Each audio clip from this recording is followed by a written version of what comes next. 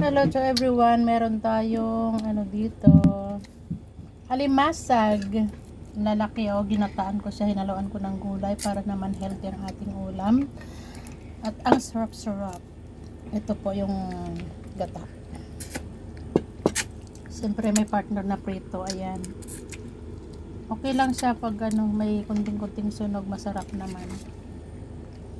Diba? Video ko yung aking daddy Grabe siyang kumain. Diba? Thank you guys. Ayan ang ating super yummy na alimasag na ginataan. Matabat siya.